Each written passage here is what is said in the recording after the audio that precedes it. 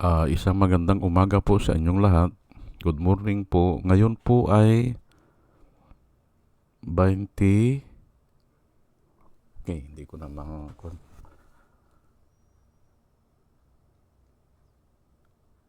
26 ng Hulyo. Tama, oo. 26 ng Hulyo. 2026 anyo. At ang oras po ngayon dito sa Los Angeles, California ay alas 7:37 ng umaga. Araw po ngayon ng Linggo. At medyo na-late po ako ng isang oras, Kasi madilim pa kanina. Madilim. Maulap. Kaya medyo na-late po ako ng isang oras. Ngayon po ay gusto ko lang po mag-vlog, I-follow up ko yung mga pinagsasasabi ni Robin Hood Padilla.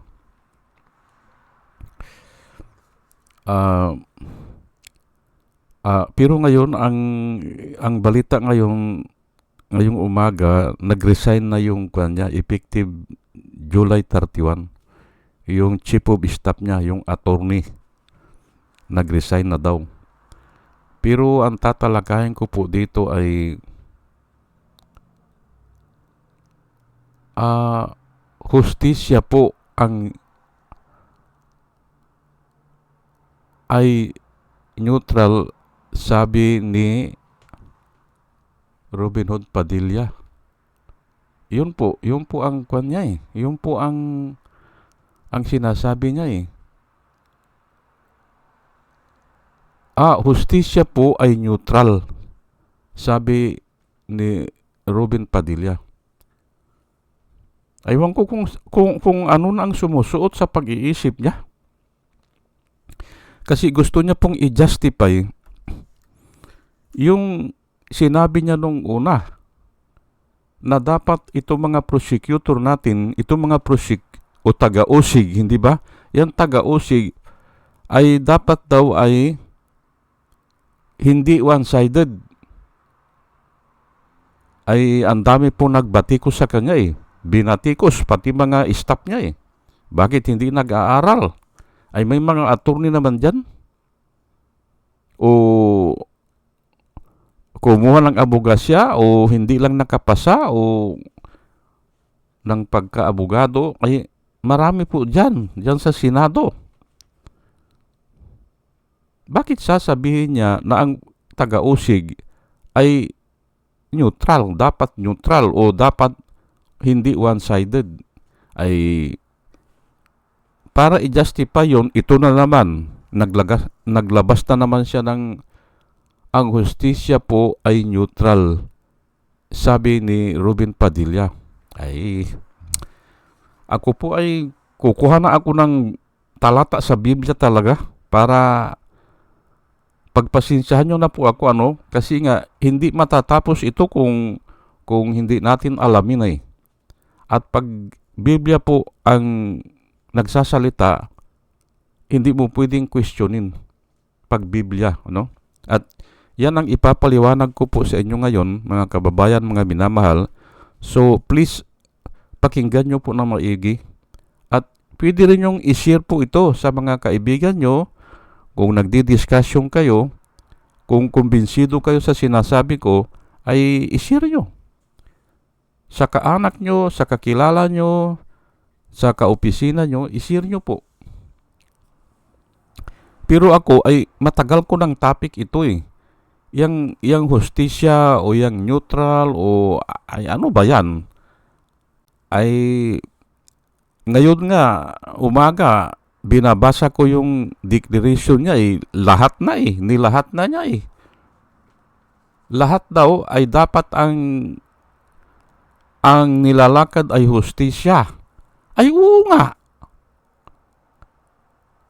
Hustisya talaga. Yan po ang talagang umiiyak nga mga tao eh dahil walang hustisya eh.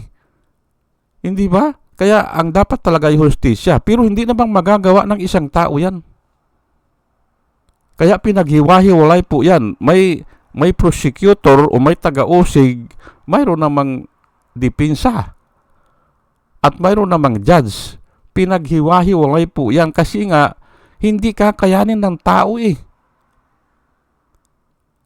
Pinaghiwa-hiwalay. Bagamat sa Diyos ay kaya yan, kayang gawin ng Diyos yan na siya na lahat, ay hindi kakayanin ng tao eh. At ngayon, yan ang pinapangaral ngayon ni Ruben Padilla para hindi siya mapahiya na ang judge ay hustisya. O dapat tingnan daw yung hustisya. Ay ang prosecutor, tignan daw ang hustisya. Pati yung dipinsa, tignan daw ang hustisya. Ay wala namang, lahat po mag-a-agree dyan. Lahat. Pero bakit pinaghiwa-hiwalay yan? O, ay para siguraduhin. Ayan po ay basahin ko lang po ha. Ang duty ng prosecution is to seek the truth. Yun ang sinabi niya. Ay simpre, sinong papalag dyan? Wala Lahat tayo hinahanap ang katotohanan. Lahat ng tao. Hindi lang prosecution o hindi lang taga-usig. Not victory. Ay hindi rin niya naintindihan eh. Aywan ko sino ang nagtuturo dito o sino ang advisor nito. Ayan po siguro kaya nag-resign na yung chief legal counsel niya o chief of staff niya, nag-resign na kasi nga ay ang unang balita hindi raw siya nakikinig o ayaw na sigurong mapahiya nung tao kasi kung malaman na siya ang chief legal tapos ganun ang dinideklara at ngayon nga patutunayan ko na walang kwenta yung sinasabi ni Ruben. Wala. At isama ko na rin yung mga attorney dyan sa opisina niya. Wala. At hindi nyo pwedeng labanan po ang Biblia. Ang hustisya po ay hinahanap ng lahat ng tao. Ayan po Bakit? Tanungin nyo po ako, bakit hinahanap ng tao ang hustisya? Kasi kahit mayabang ka, kahit na makapangyarihan ka, darating ang araw na may mas mataas sa iyo na pwede kang yurakan. Kaya humahanap ka ng hustisya. Lahat po ng tao, kahit na hari ka, o kaya hindi naman nananatili ang hari Hindi ba? Maaring kung mahina ka na, niluko ka nung chief of staff mo, hindi ba? Kaya humahanap ka ng hustisya. Maari kung hindi ka na makagulapay o Alzheimer ka na, kinuha na yung mga kayamanan mo. Kaya yung nasa isipan mo ay hustisya. Ganun po Lahat po humahanap ng hustisya. Okay. Ngayon, at yun nga walang permanente. Walang permanente na ikaw ang laging nasa itaas. Hindi po. Darating ang araw ay dahil na rin sa kagustuhan ng Diyos ay ibababa ka rin Ayan po ganun pa man, truth, ito nga truth kasi muna ay kasi sabi niya seek the truth doon sa mga taga-usig, ay yung ang iuunahin dyan kasi kung walang truth, walang hustisya. Opo. Kung walang truth, walang hustisya. Kaya yun ang unang hahanapin. Katulad ng nangyari kay Dilima.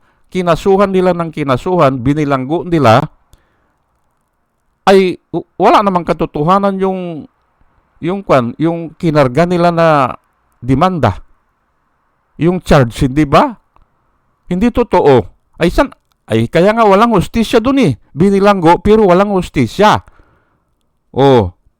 Ay pero ngayon nakikita ko po na Diyos na po ang gumagalaw. Hindi na po si Dilima hindi na Diyos na po o kamay na po ng Diyos ang gumagalaw para ibigay ang hustisya. At yan ang tatalakayin ko po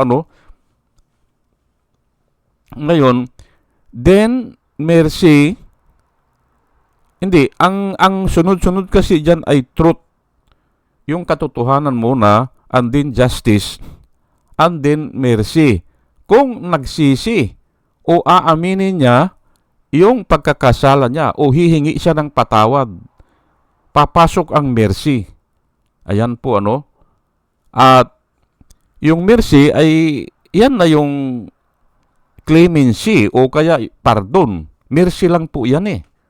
O, yan po ano, para maintindihan natin. Ay hindi naman naiintindihan ni Ruben eh. Lahat po tayo naghahanap ng truth. Kasi kung wala ka sa truth, walang hustisya yan. Maniwala po kayo sa akin. Nasa Biblia po kasi yan eh. O, ay ito ano, at yung hustisya po, para mabilis po tayo ha, yung hustisya po, sang-ayon sa Biblia, ay much desirable than gold, than much fine gold, at saka sweeter than the honey.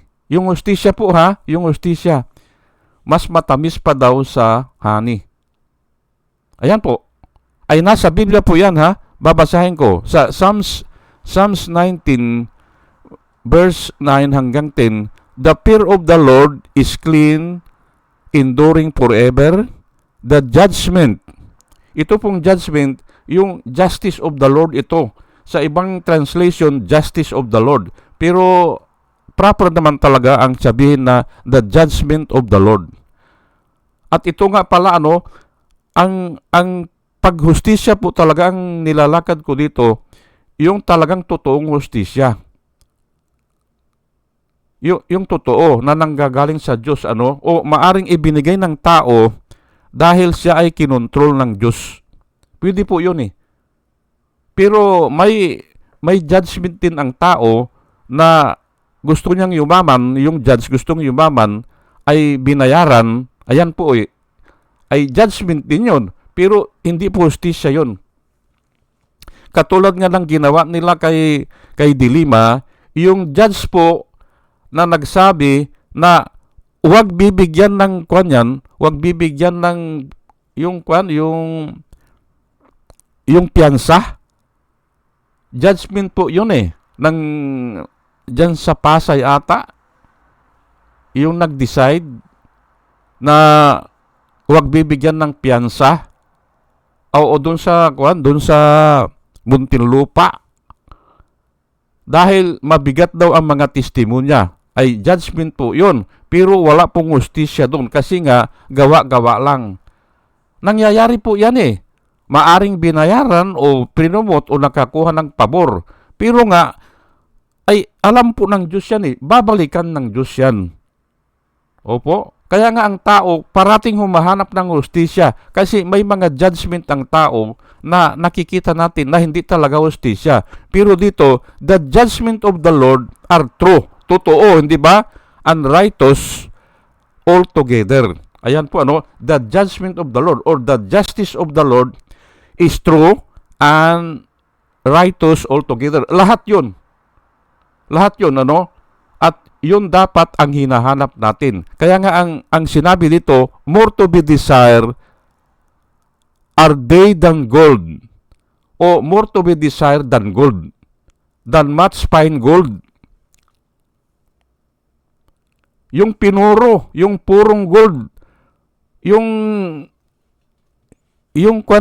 talagang idinaan na sa apoy ng 7 beses.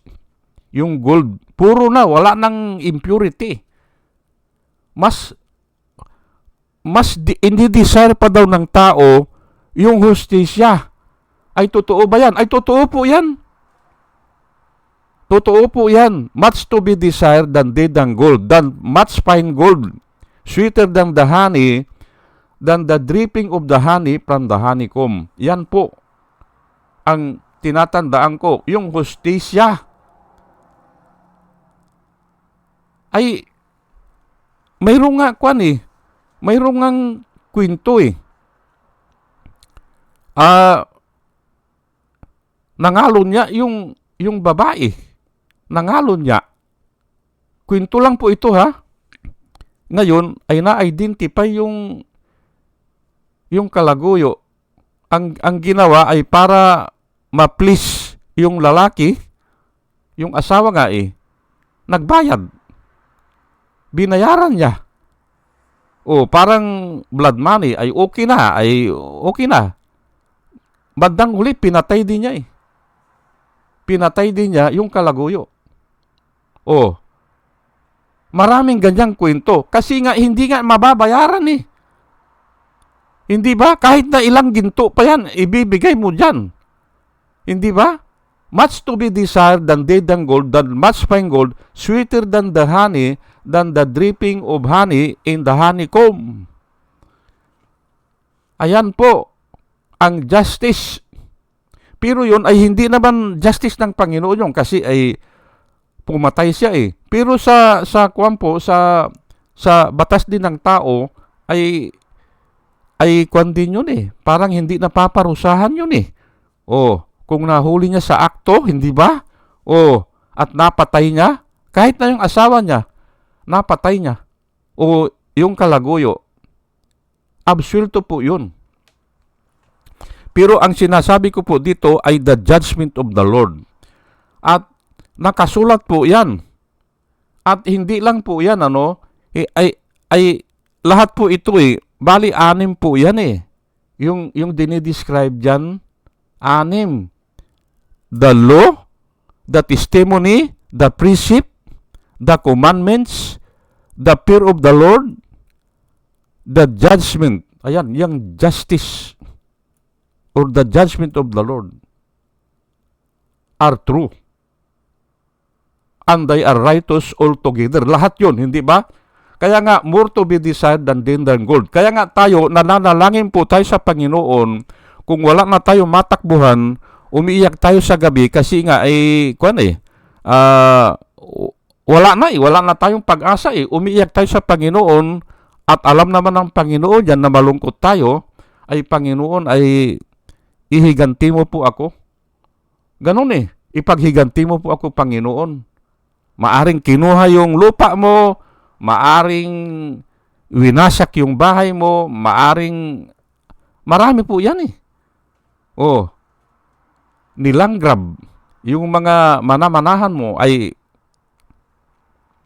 ayun po kaya pumupunta tayo sa Panginoon. Kaya ang Panginoon naman ay gumagawa ng paraan yan. Gumagawa ng paraan. At yun ang tinatawag natin na justice of the Lord. At hindi naman hinahayaan ng Panginoon yan na forever na ganun eh, na yung isa ay makapangyarihan o nag-aargabyado o nang langgrab. Hindi po. Darating po ang panahon na may justice ang Panginoon eh. May isang matalino na tao o makapangyarihan na tao o mayaman na tao na makakalaban din siya. Yun po ang naobserbahan ko dyan. Ngayon ay basahin ko lang po yung yung pinanggalingan nito para maintindihan po natin. The law of the Lord is perfect, converting the soul. The testimony of the Lord is trustworthy, making wise the simple. The precept of the Lord are right, bringing joy to the heart. The commandment of the Lord are radiant, giving light to the eyes. The fear of the Lord is pure. Dito pala pure kanina true is true enduring for hindi the fear pala yun the fear is pure.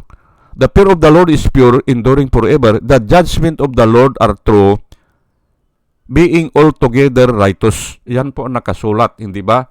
Ngayon ay marami po yan the law, pero yung law ay perfect, sabi niya. At ano yung ginagawa? Converting the soul or reviving the soul. Ayan po, lahat po ng mga binanggit dito. At ano pa? Ay yung kanyang testimony of the Lord. Pag nag-testify ang Panginoon, ang sabi niya is trustworthy. At saka, ano ang ginagawa? Making wise the simple. Ayan po, nagiging wise yung tao. Dahil doon sa testimony ng Diyos, tinitingnan niya o inaaral niya. The precept of the Lord, yung mga prescription po ito mga mahihina na batas, hindi ba? of the Lord are right. O, tama din, hindi ba? Tama, pero ano ang ginagawa naman sa tao? Bringing joy to the heart. Ayan po. At ano pa? The commandments, o yung commandments, hindi ba? Of the Lord are radiant, giving light to the eyes. O, naliliwanagan tayo. O, the fear of the Lord is pure. Puro daw eh. Puro yung fear of the Lord, enduring forever. The judgment of the Lord, ay ito na nga yung hustisya ng Panginoon, is true, and they are righteous altogether. Ayan po ano. Ngayon, punta ngayon tayo dito sa sinasabi ni Ruben na kailangan daw ay hustisya. Ay oo nga. Kaya nga umiiyak ang mga tao. Kasi nga, maraming tao na nang aapi. Ganon sa ginawa nila kay Dilima. Inapi nila. Ay saan pupunta yan? Adi sa Diyos. Hihingi ng hustisya po yan. O, at papaboran po yan. Ako nga hindi ko alam kung ano ang parusa na gagawin ng Panginoon kay Duterte. Hindi ko alam. Hindi matutumbasan yun. Yung pinakulong niya ng halos 7 taon. Hindi ba? At hanggang ngayon, nananalangin ako na ipataw sa mga Duterte o kay Duterte at saka yung mga alipuris niya, hindi ba? Pumalakpak yung mga yung mga kongresista eh. At ayan na nga, isa na ito sila Alan Peter Cayetano, yan sila Marcolita, pinasara ang ABS-CBN, hindi ba? O, ay nasaan ang hustisya dyan? Pinasara nila na wala namang kaso. O, nilagyan lang ng kaso sa social media. Hindi daw nagbabayad ng buwis. O, ay gawa-gawa lang yun. Kasi social media lang eh. Ayan po eh. Yan ang sinasabi ko na ang tao parating humihingi ng hustisya sa Panginoon. Ayan po. At kung pinagkalooban ka ng favor ng Panginoon, ay darating po yan. Opo. Kaya ito si Ruben, ay ano ang sinasabi mo na hustisya? General term lang po yan, walang kwenta yan. Aamin lahat ng tao dyan. Hustisya, hustisya, hustisya. O, ay pero nga, papaano magawa yan? Pinaghati-hati yan. Mayroong judge, mayroong taga-usig, mayroong dipinsa o defender, hindi ba? O taga-dipinsa. Ayan po. At yung function niyan ay iba-iba. At pinaliwanag ko na yung trabaho po ng prosecutor o taga-usig, kakausapin niya yung mga biktima na umiiyak, hindi ba? Kakausapin niya. Ano bang reklamo mo? O, kakausapin niya yung mga witnesses. O, ano ba nasaksihan mo? Ay ito. O, ipalalatad niya yung mga pangyayari. Mga evidences, mga proof. Pag-aaralan niya yan. Pag-aaralan ng prosecutor o ng taga-usig. Ngayon, hanggang sa makumbinsi siya na totoo. At hanggang sa magsasalita siya kung ano yung sinasalita ng mga nagrireklamo, yun na rin ang sasabihin niya. Sir, guilty po yan, sir. Bakit? Ay, ang dami niyang kinausap eh. At yung nga yung example ko kahapon na halimbawa, pati nga yung kapitbahay na halimbawa pumatay ng tao. Nakita nung kapitbahay na umuwi gabi, tinatahulan ng aso. Pwede niyang kausapin yun. Ay saan galing yan? Ay doon, pumatay ng tao. Pero hindi sasabihin ng kapitbahay na pumatay ng tao. Nakita lang niya ay tinatahulan ng aso, umuwi. Ay yung oras ng pag-uwi ay halos magkalapit dun sa pagpatay. Yun po eh. Kaya, nadagdagdagan ang kaalaman ng prosecutor. O, maari dun sa pinagganapan ng patayan. may nakakita. O, nabultuhan niya, hindi ba? Nabultuhan ko kanya, parang si ganito eh. O, kakausapin po yan ng taga-usig. O, tapos yung mga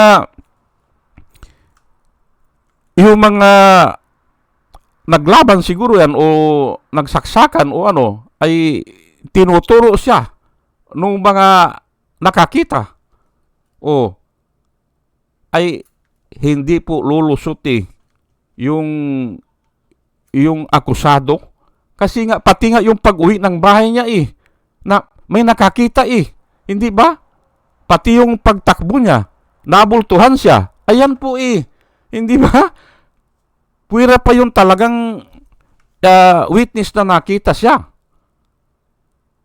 Ganun lang po yan. Kinukuha noong taga-usig lahat ng mga anggulo.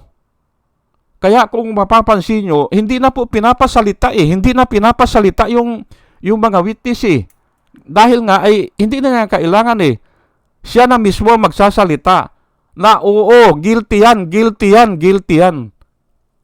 Yung salita ng mga biktima ay naitatransfer doon sa taga-usig. Parang kanta yan. Iisa na ang kinakanta nila. Hindi ba? Sinulo, hindi ba? Sinulo, gumawa ng kanta. Ay bakit? Ay gusto niya Kasi siguradong sigurado siya. Sinulo, yung sabi niya ay kinakanta niya, Sara, Sara, magnanakaw, hindi ba? Ay bakit niya kinakanta? Ay yun na nga, araw-araw niyang naririnig Ganun po. At sigurado siya o kumbinsido siya na magnanakaw si Sara. Adi kakantahin niya. Ganun din po ang taga-usig. Kung ano yung sinasabi ng mga witness, yun na rin ang sasabihin niya. Ayan po. Ay bakit? Ay talagang ganun po Parang nag-aaral kayo ng kanta. O ano bang kinakanta nyo? Ay kung ano yung kanta ng kasamahan mo, yun na rin ang kakantahin mo Hindi ba? Sara, Sara, magnanakaw. O, hindi ba? Kinakanta ni Nyolo? O, aywan ko ito si Ruben, kung ano, pero mahina ang ulo niyan. Mahina. Puro arti lang yan puro arti. Ha? Daig siya ni Lito Lapid. Ang hindi marunong pagtahimik, nagmumukhang marunong. Pero ang hindi marunong na putak ng putak o salita ng salita, nakikita ang kanyang pagkabangmang. Yan po ang nakasulat sa Biblia. Yung hindi nagsasalita na pagkakamalan na matalino. Oh, hindi ba? Totoo yan? Ay nakasulat po yan Labanan nyo yan. Hindi ba? Ang hindi marunong pero tahimik, na pagkakamalan siyang marunong. Pero ang hindi marunong na putak ng putak ay pinapaalam niya na wala siyang kaalaman o hindi siya marunong. Di ba? O, si Lito Lapid, hindi ba? O, makikinig lang ako, sabi niya. Ay tama naman kasi yun po ang trabaho ng hurado. Yun po ang trabaho ng judge. To hear. Hindi ba? To hear both great and small. And if there is anything too hard for you to decide, sabi po ng Panginoon, if there is anything too hard for you to decide, bring it to me. I will hear it. Sabi na po ng Panginoon. Pero nga, ang sabi ng Panginoon, kailangan wala kang kinikilingan. Sa makabagong salita po, ay ang nakasulat po ay without fear or favor. O sa lumang tipan, ang nakasulat ay an eye for an eye, atot for atot. Yung po ang ibig sabihin, wala kang kikilingan. O,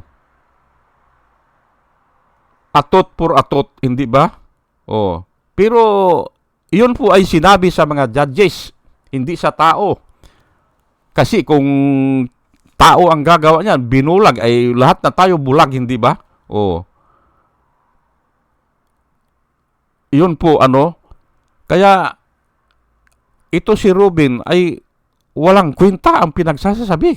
Hindi ba? At yan nga pinatunayan ko na yung justice ng Panginoon is more to be desired than much fine gold, at saka sweeter than the dripping of honey from the honeycomb. Oh, ay totoo ba yan? Ay totoo po yan. Totoo po yan. At yun na nga ang example ko kanina, kahit na binayaran mo na yung tao, kung minsan hindi ka nakakasigurado rin gaganti yan Kasi nga, yung justice para sa kanya na yun nga papatayin niya yung nag-atraso sa kanya ay sweeter than the honey. Pero hindi ko po nilalakad dito na ganun. Pero ang naturalmente ng tao ganun po. At yan din ang sinasabi ko, mga kababayan, mga minamahal. Bakit gustong pugutan ng ulo ni Sara si Bongbong Marcos? Bakit gusto niyang patayin? Kasi nga parang lang, wala akong maisip na dahilan Parang totoo yung mga balita noon na nangako si Marcos na 50-50. 3 years kay Marcos, 3 years kay Duterte. Ay hindi ata tumutupad. Kaya wala akong makitang dahilan Niloko siya o ay ewan ko kung pumayag o hindi. Baka naman tumango lang. O baka emisary ang pumayag. Ay hindi naman si Bongbong. Siguro, palagay ko Pero malamang mayroong ganun yan. Manalo ka. Papanalunin ka namin. Lulukuhin namin ang vote counting machine. Mananalo ka. Ay pero hanggang 3 years ka lang. Yan ang nakikita ko. Kaya nga gusto niyang pugutan ng ulo. Sinasabi ko lang po ang kuwang ko at hindi ko naman alam, hindi ko naman sila kilala yan pero wala akong maidahilan bakit pupugutan niya ng ulo. Hindi ba? At pati yung kapatid. Ang ulo lang ni Bongbong Marcos ang kailangan namin ay bakit ganon? Ay palagay ko nga may kasunduan yan Na malamang ito naman si Marcos ay tumango o maaring mga emisary ang pumayag. Ay simple, politika po yan Kahit boto ng tulisan ay kinukuha nila yan papayag. O sige, papayag. Basta iboto mo ako.